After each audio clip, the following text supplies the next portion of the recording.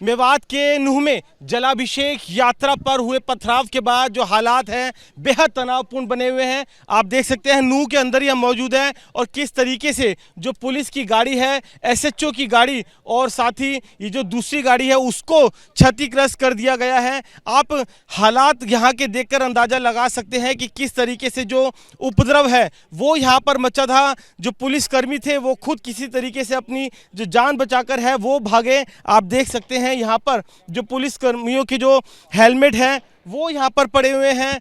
रह रहकर आपको आगे आंसू गैस गोले छोड़ने की जो आवाज़ें हैं वो यहाँ पर सुनाई देगी। तो आप देख सकते हैं किस तरीके से पूरे नूह को पुलिस ने छावनी में तब्दील कर दिया है।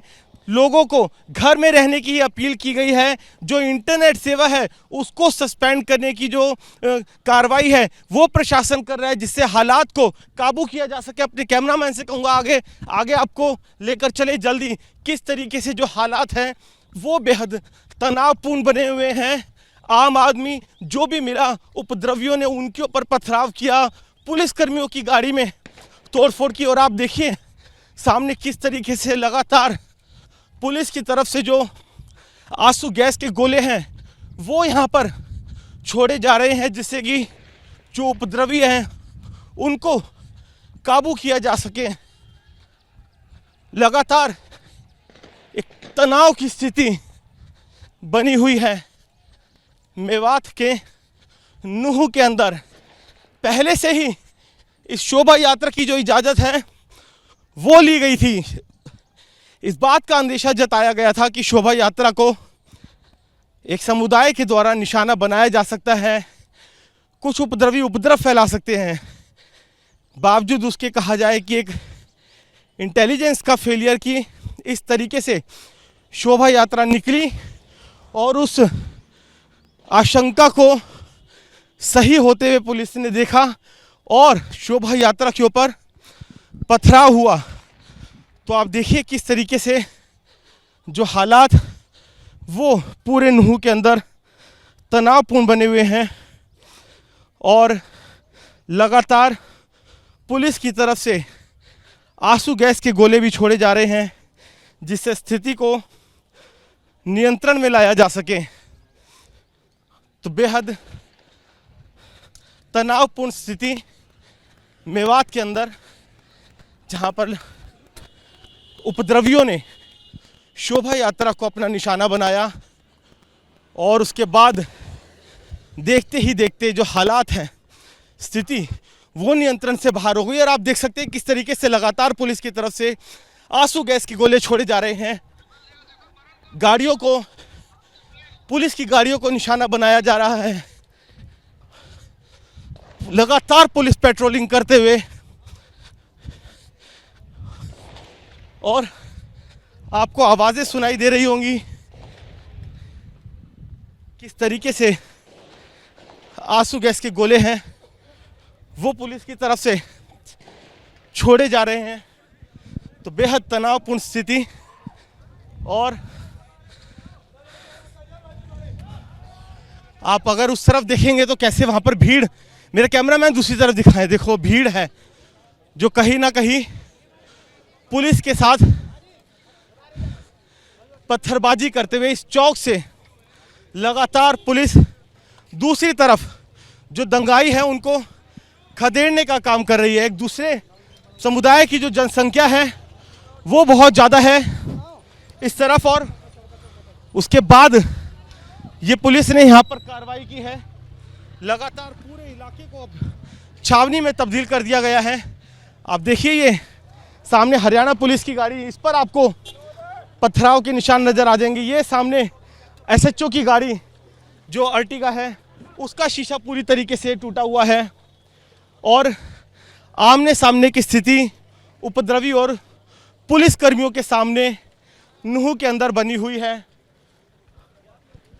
धारा 144 वो लगा दी गई है। और अगर मैं दूसरी तरफ भी दिखाऊं किस तरीके से उस तरफ लगातार हवाई जो पुलिस की तरफ से आंसू गैस के गोले हैं वो छोड़े जा रहे हैं। लगातार जो आवाज़ें हैं वो यहाँ पर सुनाई दे रही है। तो बेहद नूह के अंदर तनावपूर्ण स्थिति। लेकिन सवाल यही उठ रहा है कि जब शोभा यात्रा की इजाज़त दी गई थी, इस तरीके की जानकारी पुलिस को थी, आशंका थी कि जो हालात हैं वो खराब हो सकते हैं, शोभा यात्रा को निशाना बनाया जा सकता है। या आंसू गैस के गोले हैं, फायरिंग की आवाज़ आ रही है और हमें बोला गया है कि एक उचित दूरी बनाकर रखें और घरों से फायरिंग हो रही है, घरों से फायरिंग हो रही है। ये जानकारी पुलिस कर्मियों ने हमें दी और आगे जाने से रोक दिया गया है।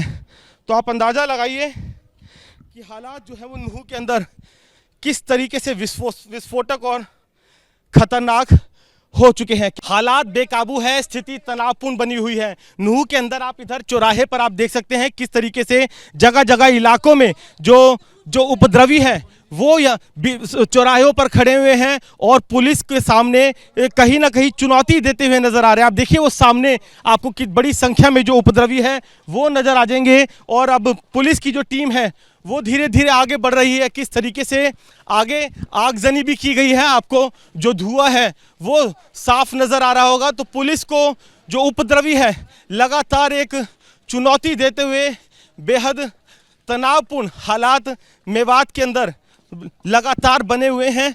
आप देखिए सामने किस तरीके से जो जगह जगह चौराहों पे जो उपद्रवी है वो इकट्ठा है, आगजनी की घटना को लगातार अंजाम दे रहे हैं। पहले से ही एक इंटेलिजेंस इनपुट भी था कि शोभा यात्रा को जो निशाना है वो बनाने की कोशिश की जा सकती है और कुछ वैसा ही हुआ।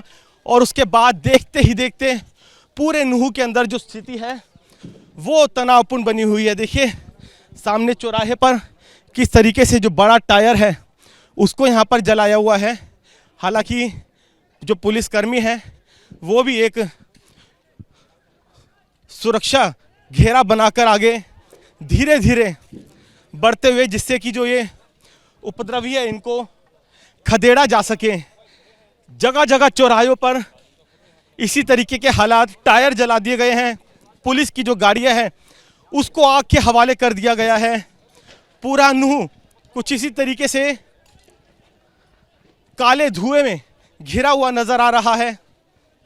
और आप देखिए यहाँ पर लगातार गोली चलने की, आंसू गैस के गोले छोड़ने की जो आवाज़ें हैं वो यहाँ पर सुनाई दे रही हैं। और देखिए यहाँ पर किस तरीके से जो ये दुकान है इसको आग के हवाले कर दिया गया है यहाँ पर।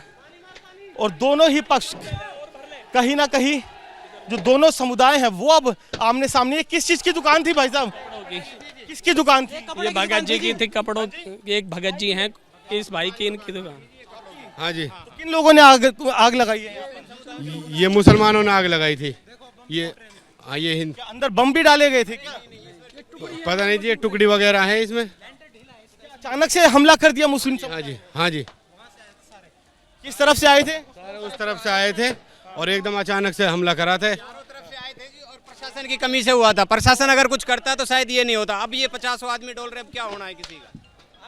प्रशासन की कहीं ना कहीं कमी थी। लग रहा है कि पहले से डिप्लॉयमेंट जो थी वो ठीक तरीके से होनी चाहिए थी। हाँ बिल्कुल, डिप्लॉयमेंट छोड़े। यहाँ पे एक भी पुलिस वाला नहीं था। एक गाड़ी आई थी वो वापस भाग गई थी। इन्होंने इतना घर पुलिस की एक गाड़ी आई और वो भी वापस भाग गई। आप देखिए यहाँ पर इस इलाके के अंदर ये जो सीमेंट की दुकान है इस पर आग लगाई गई। आप एक बात को समझिए, जो वो कपड़े की दुकान थी वो हिंदू की थी और अगर आप इस सीमेंट की दुकान पर देखेंगे तो उस पर हुसैन सीमेंट लिखा है। यानी कि दोनों तरफ से जो आगजनी है वो अब फिलहाल की जा रही है क्योंकि स्थिति बेहद तनावपूर्ण। आप देखिए इस इलाके के अंदर कैसे सड़कों के बीच पे जिसको जो मिला उसने उसको जला दिया। लोगों के अंदर एक गुस्सा है और नाराजगी है। ये देखिए ये सामने घरों के शीशे नजर आएंगे किस तरीके से तोड़ दिए गए हैं। ये घरों के शीशे भी उपद्रवियों ने तोड़े। इन्होंने तोड़े जी।